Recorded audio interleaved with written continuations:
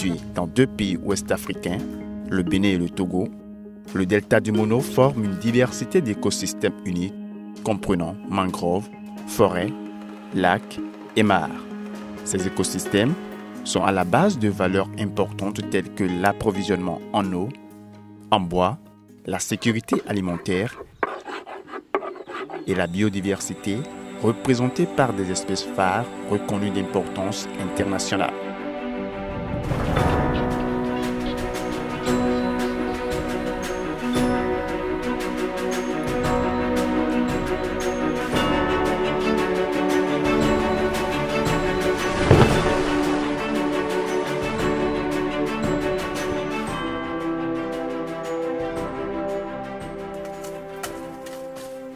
Au Togo comme au Bénin, l'expansion des terres agricoles, l'extraction abusive des ressources naturelles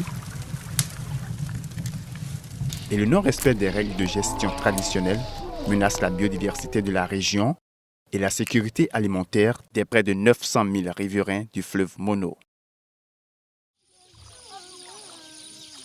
L'état de la conservation des ressources naturelles est préoccupant. Au lac Toro, par exemple, les populations riveraines qui vivent majoritairement de la pêche utilisent des filets de trop petite maille. Ceci cause une diminution du stock de poissons adultes qui constitue pourtant une importante base de subsistance aux populations.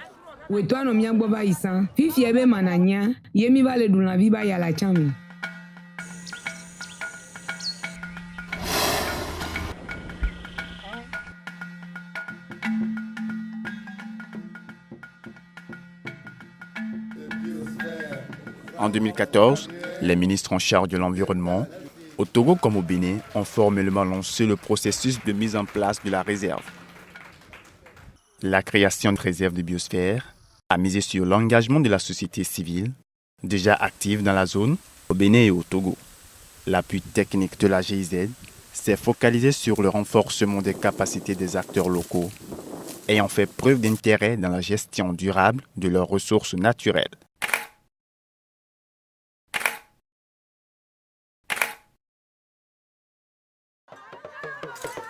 Environ 3 ans plus tard, la réserve de biosphère transfrontière du Mono était officiellement intégrée par l'UNESCO dans son réseau appelé l'Homme et la biosphère.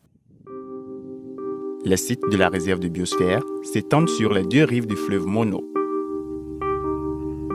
Cette mosaïque d'écosystèmes d'environ 3500 km² constitue désormais la 3e réserve de biosphère transfrontière reconnue en Afrique.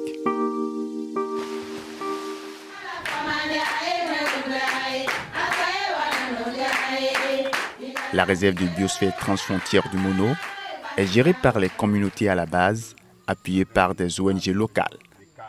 À chaque site, le projet de la GIZ a accompagné les riverains à s'organiser dans des cadres de concertation et d'action que sont les associations de gestion des ressources naturelles. Une délimitation des sites a été faite suivant une approche de cartographie participative, mobilisant les savoirs et les savoir-faire locaux. La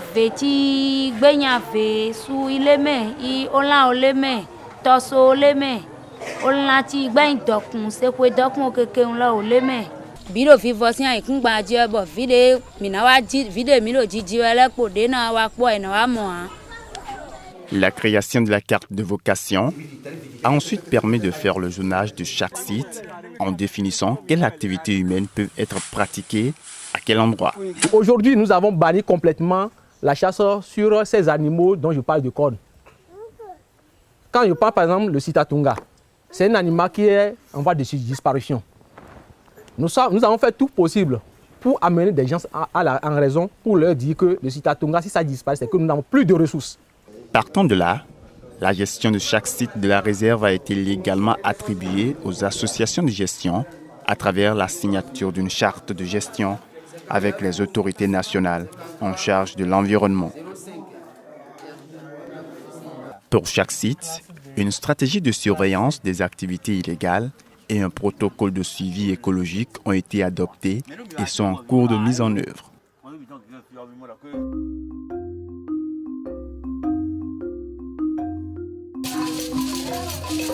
La gestion de la réserve de biosphère est conforme aux aspirations des populations et intègre leurs savoirs et traditions.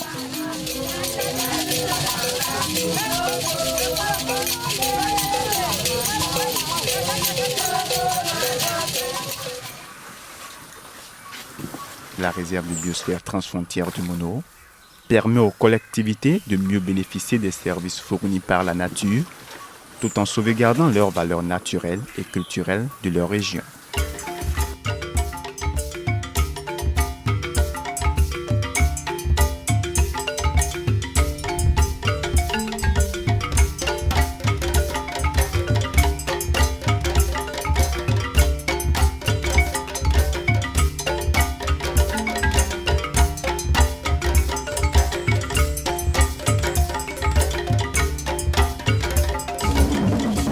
Pour gérer la réserve de biosphère durablement, la coopération de l'ensemble des acteurs est essentielle.